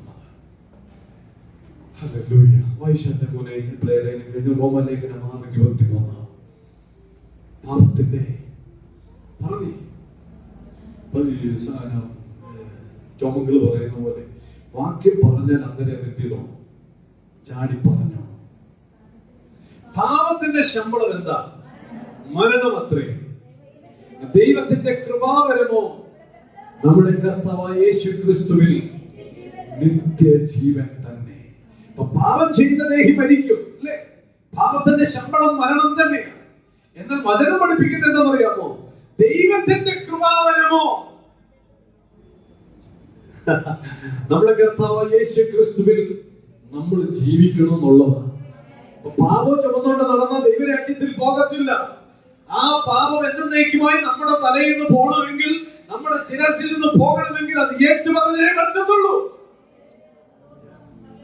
ആ പാപത്തെ കാൽവറിയിൽ യേശു കർത്താവ് എന്നേക്കുമായി തുടച്ച് നീക്കി. സങ്കീർത്തനം 103:12, യിരെമ്യാവ് 31:34. ഞാൻ ഈ ഭാഗം ഇവിടെ അവസാനിപ്പിക്കാം. അടുത്ത മൂന്നാമത്തെ ഒരു പോയിന്റോട് പറഞ്ഞ് ഞാൻ അവസാനിപ്പിക്കാം. സങ്കീർത്തനം 103:12, ഉദയം അസ്തമയത്തോട് അകന്നിരിക്കുന്നത് പോലെ അവൻ നമ്മുടെ, ഇതിന്റെ ഒരു പ്രവചനമാണ്. ഇവിടെ പറയുക എന്താണെന്നറിയാമോ? ഉദയം അസ്തമയത്തോട് അകന്നിരിക്കുന്നത് പോലെ അവൻ നമ്മുടെ ലംഘനങ്ങളെ നമ്മുടെ ജീവിതത്തിൽ നിന്ന് എന്നേക്കുമായിട്ട് അതിനെ അകറ്റി വെച്ചിരിക്കുകയാ. ഹല്ലേലൂയ. യിരെമ്യാവ് 31:34 എന്താ പറയുന്നത്? യിരെമ്യാ പ്രവാചകന്റെ പുസ്തകം 31-ാം അധ്യായം അതിന്റെ 34-ാമത്തെ വാക്യം. വായിച്ചോ. ഇനി അവരിൽ ആരും തന്റെ കൂട്ടുകാരനെയും തന്റെ സഹോദരനെയും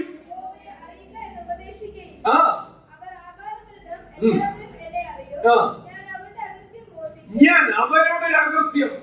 വലിയ പ്രവാചകന്മാരുടെ പട്ടികയിൽ രണ്ടാമനായി നിൽക്കുന്ന യിരെമ്യാ പ്രവാചകൻ നമ്മളെ പഠിപ്പിക്കുക. യിരെമ്യാവ് അമ്മയുടെ ഉദരത്തിൽ ഉരുവാകുന്നതിന് മുൻപേ ദൈവം പ്രവാചകനായി നിയമിച്ച പ്രവാചകനാണ്. ഈ പ്രവാചകൻ ഒരിക്കലും കാർ തരാന്ന് പറഞ്ഞില്ല. ഈ പ്രവാചകൻ ഒരിക്കലും ലോൺ തരാന്ന് പറഞ്ഞില്ല. ഈ പ്രവാചകൻ ഒരിക്കലും ലോകത്തിലെ നന്മകളെ കുറിച്ച് പ്രവചിച്ചില്ല. വീണ്ടെടുക്കപ്പെട്ട ദൈവജനത്തിന് വേണ്ട പോഷകം മാത്രമേ ഈ യിരെമ്യാവ് പ്രവേശിച്ചിട്ടുള്ളൂ. എന്താ പ്രവചിച്ചെന്നറിയാമോ? അവരുടെ പാപം ഇനി ഓർക്കത്തില്ല, ഞാൻ അവരുടെ അകൃത്യം എന്നേക്കുമായി മോചിക്കും. വന്നാൽ സംഭവിക്കാൻ പോകുന്ന കാര്യത്തെ കുറിച്ച് പ്രവചിച്ചു. ഈ പ്രവചനം എവിടെ നിവർത്തിയായി? കാൽവറിയിൽ നിവർത്തിയായി. കാൽവറി ക്രൂശിലെ യേശുവിന്റെ പ്രവൃത്തിയെ ഓർത്ത് നമ്മുടെ പാപങ്ങളെ ഏറ്റുപറഞ്ഞ് ദൈവത്തിന്റെ സന്നിധിയിൽ ഉപേക്ഷിച്ച എല്ലാ പ്രിയപ്പെട്ടവരുടെയും പാപങ്ങൾ എന്നേക്കുമായി പുത്രൻ തമ്പുരാൻ കാൽവറി ക്രൂശിൽ പൂർണ്ണമാക്കി തീർത്തു. പാപമുണ്ടോ നമ്മുടെ ജീവിതത്തിൽ? പറഞ്ഞേ, പറ. പാപം മോചിച്ചോ? പാപത്തെ മാറ്റി തന്നോ? പറ, ഒന്ന് പറ. ഇനി പാപമുക്തി വേണോ? നമുക്ക് ശാപമുക്തിക്കായി ഉപവാസം എടുക്കണോ? പറ, വേണോ? നമ്മുടെ പാപത്തെ എന്നേക്കുമായി എന്റെ എല്ലാ പാപങ്ങളും സർവശക്തനായ ദൈവം പുത്രനിലൂടെ ക്രൂശിൽ ക്ഷമിച്ചു തന്നു. ഒന്നാമത്തെ പോയിന്റ് പറഞ്ഞേ, ദൈവം എന്നെ തിരഞ്ഞെടുത്തു. പത്രോസ് പറയാ, ഇത് നിങ്ങൾ എന്ത് ചെയ്യണം? ഉറപ്പിക്കണം, ഞാൻ തിരഞ്ഞെടുക്കപ്പെട്ടവരാണ്. രണ്ടാമത് നമ്മൾ വിശ്വസിക്കണം, എന്റെ എല്ലാ പാപങ്ങളും കാൽവറി ക്രൂശിൽ എന്റെ പിതാവായ ദൈവം പുത്രൻ തമ്പുരാനിൽ കൂടി പൂർണ്ണമായി മോചിപ്പിച്ച് തന്നു. അടുത്തൊരു പോയിന്റിന്റെ 2 പദം കൂടെ വേഗം ഒന്ന് പറയാം. നമ്മുടെ പൗരത്വം എവിടെ ആയിരിക്കണം? നമ്മുടെ പൗരത്വം ഫിലിപ്പി ലേഖനം 3:20. അടുത്ത കുറെ കാര്യങ്ങളുണ്ട്, ഞാൻ പിന്നീട് ഓർമ്മിപ്പിക്കാം. ഇവിടെ വായിക്കാം. ഫിലിപ്പിയർ 3:20. നമ്മുടെ പൗരത്വമോ? ആരെയും നമ്മൾ പറഞ്ഞേ. ഇവിടെ ലോറിയും ബംഗ്ലാവും ഇതിനെയൊക്കെ ചില അച്ചായന്മാരൊക്കെ ഉണ്ട്, നിങ്ങൾ കണ്ടിട്ടുണ്ട്. 103 106 കട്ടിലിങ്ങനെ നമ്മളൊന്നും അറിയത്തില്ല, ബോധമൊന്നുമില്ല. മനുഷ്യ ഇങ്ങനെ കിടക്കും. ഞാൻ കഴിഞ്ഞ ദിവസം രമാസിസ്റ്റർ മേടിച്ചത്. രമാസിസ്റ്ററിന്റെ അമ്മയ്ക്ക് 84 വയസ്സുണ്ട്. കുറെ നാളെ പിന്നെ ബോധമുണ്ട്. ചില ആൾക്ക് ബോധമില്ല, അതിങ്ങനെ കിടക്കും എന്ന് പറഞ്ഞാൽ ജീവൻ മാത്രമേ അവശേഷിച്ചിട്ടുള്ളൂ. ഇങ്ങനെ കിടക്കും, ബോധമില്ല, ഒന്നുമില്ല. നമ്മൾ കൊടുത്താൽ ഇറങ്ങും, കുടിക്കാൻ കൊടുത്താൽ അത് ഇറങ്ങും. ഇങ്ങനെ ചില ആൾക്കാർ ഇങ്ങനെ കിടക്കുന്നത് കണ്ടിട്ടുണ്ടോ? അപ്പൊ ഒരാൾ എന്നോട് പറഞ്ഞത് ഇതാണ്, ലോകപരമായ കാര്യങ്ങളൊക്കെ ഇങ്ങനെ അന്വേഷിച്ചു, ദൈവരാജ്യമല്ല, ലോകപരമായ കാര്യങ്ങളൊക്കെ ഇങ്ങനെ ചിന്തിച്ചും ഒക്കെ കിടക്കുന്ന ആൾക്കാർ എന്ത് ചെയ്യും? ഇവിടെ ഇങ്ങനെ കിടക്കും. അത് നമുക്ക് ഒരു ബുദ്ധിമുട്ടായിരിക്കും, അല്ലേ? നമുക്കും അതൊരു പ്രയാസമായിരിക്കും. ഞാൻ പറയാം, പ്രസംഗിച്ചോണ്ടിരിക്കുമ്പോൾ കർത്താവ് വന്ന് എടുക്കുകയാണ്. എന്റെ രസമായിരിക്കും. ഹല്ലേലൂയ. ഞാൻ സജിതയോടൊക്കെ എപ്പോഴും ഞാൻ പറഞ്ഞോണ്ടിരിക്കും, ഈ പറക്കടവിൽ ഏത് കാലത്ത് പ്രസംഗിച്ച ദേവദാസൻ സ്റ്റേജെ കൊഴിഞ്ഞു വീണ് ദേവദാസിന്റെ പേര് ജെ.സി. പാറക്കടവിൽ. ജെ.സി. പാറ എനിക്ക് ഇഷ്ടമുള്ള ഒരു പ്രാസംഗികനാ, സുന്ദരന. കണ്ടാലുണ്ടല്ലോ, കണ്ടാൽ നമുക്കൊന്നും അടുത്ത് ഇല്ലേ തോന്നുന്നില്ല. പക്ഷെ ആ പുള്ളിയുടെ പ്രസംഗം സുന്ദരമാണ്. ക്രൂശിനെ മാത്രമേ പ്രസംഗിക്കത്തുള്ളൂ, ലോകപരമായി ഒരു നന്മയും പ്രസംഗിക്കുന്നില്ല. കാരണം ഞങ്ങളൊരു കൺവെൻഷൻ കൂടി ആ കൺവെൻഷനെ പ്രസംഗിച്ചു. അടുത്ത 2ാമത്തെ ഒരു കൺവെൻഷൻ വേറെ എവിടെ, 3ാമത്തെ കൺവെൻഷൻ മണിമലയിൽ എവിടെയോ പ്രസംഗിച്ചുകൊണ്ടിരിക്കുക. പ്രസംഗിച്ചുകൊണ്ട് അവസാനം ആശീർവാദം പറയുന്നു, കുഴഞ്ഞു വീണ് സ്റ്റേജിൽ മരിക്കുന്നു. എന്തൊരു ഭാഗ്യമായിരുന്നു, എന്ത് ഭാഗ്യകരമായൊരു മരണമായിരുന്നു. ഇതാണ് മരണം. നമ്മൾ സ്വർഗരാജ്യത്തെ ആ പൗരത്വം പ്രസംഗിച്ചാൽ അതേ സംഭവിക്കത്തുള്ളൂ. നമ്മുടെ മനസ്സ് ഇവിടെ അല്ല കേട്ടോ, നമ്മുടെ മനസ്സ് സ്വർഗത്തിലായിരിക്കണം. നമ്മുടെ മൈൻഡ് എപ്പോഴും നമ്മുടെ വീട് പെയിന്റ് അടിച്ചോ, അവിടെ പുട്ടിയിട്ടോ, വീട് അത് ചെയ്തോ, വണ്ടി കഴുകിയോ, കുഞ്ഞുങ്ങളുടെ ബാഗിന്റെ കളർ മാറ്റിയോ, തെളിപ്പിച്ചോ, അവൻ ഫ്രിഡ്ജ് വാങ്ങിച്ചു, ഇവിടെ ഫ്രിഡ്ജ് വാങ്ങിക്കണ്ടേ, ഇതാ നമ്മുടെ പരിപാടി. അവൻ ഓട്ടോ വാങ്ങിച്ചു, ഞാൻ സൈക്കിളിൽ വാങ്ങിക്കണ്ടേ, ഓടുക. ഇവിടുത്തെ കാര്യം ദൈവത്തിന് അറിയാം, ദൈവത്തിന് ചെയ്യാൻ, അല്ലേ? സങ്കീർത്തനം 91 അവസാനം 16ാമത്തെ വാക്യം, നന്മയും കരുണയും നിന്റെ ആയുഷ്കാലം ഒക്കെയും നിന്നെ എന്ത് ചെയ്യും? പിന്തുടരുടെ. നീ പുറകെ അതിന്റെ പുറകെ ഓടണമെന്നല്ല പഠിപ്പിക്കുന്നത്, ദൈവമക്കളുടെ പുറകെ വരണം. ഇതെല്ലാം കിട്ടണമെന്നൊന്നും ഞാൻ പഠിപ്പിക്കത്തില്ല. പ്രോസ്പെരിറ്റി പ്രസംഗിക്കാതിരിക്കത്തുമില്ല, പ്രസംഗിക്കും. അതെല്ലാം ദൈവം തരും. മുൻപേ അവന്റെ രാജ്യവും നീതിയും അന്വേഷിപ്പിൻ, ഇതോടുകൂടി സകലതും ഞാൻ നിങ്ങൾക്ക് ചെയ്തു തരാം. പ്രോമിസ് ഉണ്ട്, ഇല്ലേ? വാഗ്ദത്തം ഉണ്ട്. ഇതൊരിക്കലും നഷ്ടമാകത്തില്ല, കിട്ടും. നമ്മുടെ സുരേഷിന്റെ പൗരത്വമോ അതെവിടാകുന്നു? സ്വർഗത്തിലാകുന്നു. എന്ന് പറയുമോ? നിങ്ങളുടെ പേര് കൂട്ടിയിട്ട് ആ പദം ഒന്ന് വായിക്കാൻ പറ്റുമോ?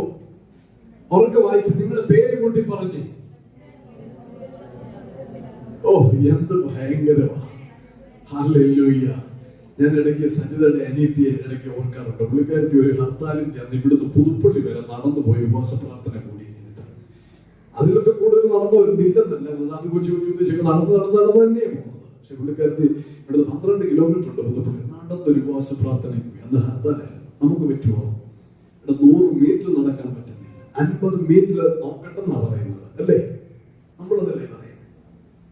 ഇത് ചിന്തിച്ചാൽ അടങ്ങിയിരിക്കോ വീട്ടിൽ? പറ, സുരേഷിന്റെ പൗരത്വമോ അത് സ്വർഗത്തിലാണ്. അതുകൊണ്ട് കൂട്ടായ്മകൾക്ക് പോയേ പറ്റത്തുള്ളൂ, സഭായോഗത്തിന് പോയേ പറ്റത്തുള്ളൂ. അടുത്തത് പറയുക, അവിടെ നിന്ന് കർത്താവ് യേശുക്രിസ്തു രക്ഷിതാവായി വരും എന്ന് നാം കാത്തിരിക്കുന്നു. ഹല്ലേലൂയ. ദൈവം അനുഗ്രഹിക്കട്ടെ. 2 കൊരിന്ത്യർ ലേഖനം 5-ാം അധ്യായം വേഗം ഒന്ന് വായിക്കാൻ, തീർന്നു, പേടിക്കണ്ട. 2 കൊരിന്ത്യർ chapter 5 1 മുതൽ 10 വരെ അവസാനിപ്പിച്ച് നിർത്തുകയാണ്. കർത്താവിന്റെ തിരുമേശ നമ്മുടെ മുൻപിലുണ്ടല്ലോ. ഇവിടെ വചനം പറയുക, ഇത് മരണ വീടുകളിൽ പ്രസംഗിക്കുന്നതാണ് നമ്മൾ സാധാരണ കേട്ടിട്ടുള്ളത്. നമ്മുടെ വെച്ചതിന്റെ അർത്ഥങ്ങൾ കൂടുതൽ ഗ്രഹിക്കാറുണ്ട്. എന്നാലും ഒരു ശുശ്രൂഷയുടെ ഭാഗമായി കേൾക്കാതിരിക്കാൻ പറ്റത്തില്ലല്ലോ എന്നോർത്ത് കാത് തുറന്നു കൊടുക്കാറുണ്ട്. എന്നാലും ദൈവസഭയിൽ ഇത് വിളിച്ചു പറയാം, കൂടാരമാകുന്ന നമ്മുടെ ഭൗമഭവനം തേച്ച് വെളുപ്പിക്കുകയോ ലിപ്സ്റ്റിക് ഇടുകയോ ഒക്കെ ചെയ്താലും ഓർത്തുള്ള ഇതെല്ലാം എന്ത് ചെയ്യും? അഴിഞ്ഞു പോകും. കൂടാരമാകുന്ന നമ്മുടെ ഭൗമഭവനം അഴിഞ്ഞു പോയാൽ കൈപ്പണിയല്ലാത്ത നിത്യമായ ഭവനത്തിൽ ദാനമായ ഒരു കെട്ടിടം സുരേഷിന് വേണ്ടി ഉണ്ടെന്ന് സുരേഷ് അറിയുന്നു. അടുത്തത്, ഈ കൂടാരത്തിൽ കണ്ടോ, ഈ കൂടാരത്തിൽ ഞരങ്ങിക്കൊണ്ട് കണ്ടോ, സൈജാനെ കണ്ടില്ല, സൈജാനോട് വേണ്ടിയില്ല, അവൻ എന്നെ മാന്തി ചൊറിഞ്ഞു, ഞരങ്ങിക്കൊണ്ട് ഞങ്ങൾ നഗ്നരായിട്ടല്ല ഉടുപ്പുള്ളവരായി ഇരിക്കുന്നു എങ്കിൽ സ്വർഗീയമായ ഞങ്ങളുടെ പാർപ്പിടം അതിന് മീതെ ധരിപ്പാൻ വാഞ്ചിക്കുന്നു. അടുത്തത് വായിച്ചുണ്ട്, ഉരുവാനല്ല മർത്യമായത് ജീവനാൽ നീങ്ങിപ്പോകേണ്ടതിന് മീതെ ഉടുപ്പാൻ ഇച്ഛിക്കുകയാൽ ഞങ്ങൾ ഈ കൂടാരത്തിൽ ഇരിക്കുന്നിടത്തോളം ഭാരപ്പെട്ട് ഞങ്ങൾ എന്ത് ചെയ്യുന്നു? ഞരങ്ങുന്നു. അതിനെ ഞങ്ങളെ ഒരുക്കിയത് ആത്മാവിനെ അചരമായി തന്ന ദൈവം തന്നെ. ആകയാൽ ഞങ്ങൾ എല്ലായ്പ്പോഴും ധൈര്യപ്പെട്ടും ശരീരത്തിൽ വസിക്കുമ്പോഴൊക്കെയും കർത്താവിനോട് അകന്ന പരദേശികൾ ആയിരിക്കുന്നു എന്നും അറിയുന്നു. പിന്നെ കാഴ്ചയാലല്ല വിശ്വാസത്താൽ അത്രേ ഞങ്ങൾ നടക്കുന്നത്. ഞങ്ങൾ നടക്കുന്നത് എങ്ങനെയാണ്? കാഴ്ചയാലല്ല. കഴിഞ്ഞ ദിവസം ഒരു മനുഷ്യൻ പ്രസംഗിച്ച ഒരു പ്രസംഗം എന്നെ ഒന്ന് ക്വസ്റ്റ്യൻ മാർക്ക് ചെയ്തു. ഒരാളോട് പ്രവചിക്കുന്ന ഒരു ശുശ്രൂഷ, ഒരു ക്ലിപ്പ് ഞാൻ കണ്ടത്. എങ്ങനെ പ്രവചിച്ചത്? ഒരു മനുഷ്യനും കണ്ടിട്ടില്ല, ഒരു മനുഷ്യനും കേട്ടിട്ടില്ല. കേട്ടിട്ടുണ്ടോ ആ വാക്യം? ആ വാക്യം പൂർണ്ണമായിട്ട് അറിയാവുന്നവരാരാണ്? ദൈവം നിങ്ങൾക്ക് വേണ്ടി ഒരുക്കിയിട്ടുള്ളത് ഒരു കണ്ടിട്ടില്ല, ഒരു ചെവി കേട്ടിട്ടില്ല, തോന്നാത്ത ഒരു നന്മ നിന്റെ ഭവനത്തിൽ എഴുന്നേക്കാൻ പോവാ. ശരിക്കും പറഞ്ഞ ഇത് എവിടെ? ഇത് എന്തിനെ കുറിച്ച് പറയുക? ഇതെന്തിനെ കുറിച്ച് പറയുക? സ്വർഗ്ഗരാജ്യത്തെ കുറിച്ച്. പ്രവാചകന്മാർ ഈ വാക്കെടുത്തിട്ട് കുറെ മിറക്കിളും എന്തുവാ, കുറെ പ്രോസ്പെരിറ്റി ധനത്തെ കുറിച്ചും ഒക്കെ ഇന്ന് പിടിച്ചൊന്നും പറഞ്ഞ് ഈ വാക്യം എടുത്താൽ കീറിഞ്ഞിട്ട് വിടുന്നത്. ഇതിന്റെ കോണ്ടസ്റ്റ് സന്ദർഭം എന്തുവാ? ദൈവരാജ്യമല്ലേ? നമ്മൾ ആരെങ്കിലും കണ്ടിട്ടുണ്ടോ? അത് ഒരുക്കി തരാമെന്ന പ്രവാചകൻ പറയുന്നത്. രാവിലെ ഇങ്ങനെ കുടുങ്ങി കിട്ടിയതെന്തുവാ? ഇപ്പൊ എല്ലാവരുടെയും കയ്യിൽ ഇതേ ഉള്ളൂ. എബ്രഹാം കാണിച്ചതേ ഉള്ളൂ അല്ലേ? സുവിശേഷം മറ്റൊരു സുവിശേഷമായി മാറിയിരിക്കുക. ശരിക്കും എന്തായിരുന്നു കണ്ടോ അല്ലേ? ഇതായിരുന്നു തുടക്കം. ഇപ്പൊ എല്ലാവരുടെയും കയ്യിൽ എന്നെ ഉള്ളൂ. വണ്ടി ഓടിക്കുക, എല്ലാരും ഇപ്പൊ വണ്ടി ഓടിച്ചുകൊണ്ടിരിക്കുക. വചനത്തിലേക്ക് മടങ്ങി വാ. വചനം ക്രിയ ചെയ്യട്ടെ. വചനം നമ്മുടെ ജീവിതത്തിൽ ഉണ്ടാകട്ടെ. കാഴ്ചയല്ല ഞങ്ങൾ നടക്കുന്നത് എങ്ങനെയാണ്? വിശ്വാസത്താൽ. എന്റെ നീതിമാൻ വിശ്വാസത്താൽ ജീവിക്കും. വായിച്ചേ 8-ാമത്തെ വാക്യം. ഇങ്ങനെ ഞങ്ങൾ ധൈര്യപ്പെട്ട് ശരീരം വിട്ട് കർത്താവിനോടുകൂടെ വസിപ്പാൻ അധികം ഇഷ്ടപ്പെടുന്നു. അങ്ങനെയുണ്ടോ? ഒരു വീടുകൂടെ കെട്ടിട്ട് പോയാൽ മതിയോ? ഒരു കാറുടെ കെട്ടിട്ട് പോയാൽ മതിയോ? മോന് ജോലി കിട്ടുന്നത് കണ്ടിട്ട് പോയാൽ മതിയോ? അതല്ല ക്രിസ്തീയ ജീവിതം. അതല്ല ക്രിസ്തീയ ജീവിതം. അതുകൊണ്ട് ശരീരത്തിൽ വസിച്ചാലും ശരീരം വിട്ടാലും അവനെ പ്രസാദിപ്പിക്കുവാൻ ആകുന്നു. പ്രസാദിപ്പിക്കുന്നവരാകുവാൻ ഞങ്ങൾ എത്തിയിരുന്നു. ഇതായിരിക്കണം ഗ്രേസ് ഫാമിലി. ഇതായിരിക്കണം നമ്മുടെ ഓരോരുത്തരും. പിടികിട്ടിയോ? ഹല്ലേലൂയ. അവനവൻ ശരീരത്തിൽ ഇരിക്കുമ്പോൾ ചെയ്തത് നല്ലതാകിലും തീയതാകിലും തക്കവണ്ണം പ്രാപിക്കേണ്ടതിന് ഓരോരുത്തരും ദൈവത്തിന്റെ ന്യായാസനത്തിന്റെ മുൻപാകെ നിൽക്കേണ്ടതാകുന്നു, വെളിപ്പെടേണ്ടതാകുന്നു. അതുകൊണ്ട് ദൈവമക്കളെ, ഫിലിപ്പിയ ലേഖനം 3:20 പറയുന്നു, നമ്മുടെ പൗരത്വം അതെവിടാണ്? സ്വർഗ്ഗരാജ്യത്തിൽ. ഉറപ്പുണ്ടോ? ഉറപ്പുണ്ടോ? എത്ര പേർക്കുണ്ട്? എത്ര പേർക്ക് ഉറപ്പുണ്ട്? എന്റെ പൗരത്വം സ്വർഗത്തിലാണ്. കൈ ഉയർത്താൻ പറ്റുന്നെങ്കിൽ ഉയർത്തിപ്പിടിക്കുക.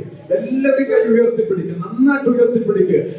പാതിരാത്രിയിലും സ്വർഗത്തിൽ പോകുമോ സഹോദര സഹോദരി എന്ന് ചോദിച്ച ഈ കൈ ഇത്രയും ഉയർത്തിക്കോ, അത് നമ്മുടെ വിശ്വാസമാണ്. എന്റെ പൗരത്വം അത് സ്വർഗത്തിലാണ്. ഞാൻ ഏജി പോയി പ്രസംഗിച്ചിട്ട് ഞാൻ ചോദിച്ചോണ്ട് ഇതിനകത്ത് എത്ര പേര് പോകുന്നു ചോദിച്ചപ്പോ പകുതി എണ്ണത്തിന്റെ കൈ പൊങ്ങത്തില്ല, അറിയത്തില്ല. നമ്മുടെ പാപം ക്രൂശിൽ ക്ഷമിച്ചില്ലേ, നമ്മളെ തെരഞ്ഞെടുത്തില്ലേ, നമ്മുടെ പൗരത്വം സ്വർഗത്തിൽ സ്ഥിരമാക്കി. ഈ ദൈവത്തിന് എങ്ങനെ നന്ദി പറയാതിരിക്കും?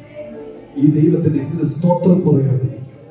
ആ കർത്താവ് 2023 വർഷങ്ങൾക്ക് മുൻപ്, 24 വർഷങ്ങൾക്ക് മുൻപ് നമുക്ക് വേണ്ടി കൽവറി ക്രൂശിൽ മരിച്ചു, നമുക്ക് വേണ്ടി അടക്കപ്പെട്ടു, നമുക്ക് വേണ്ടി അവൻ ഉയർത്തെഴുന്നേറ്റു.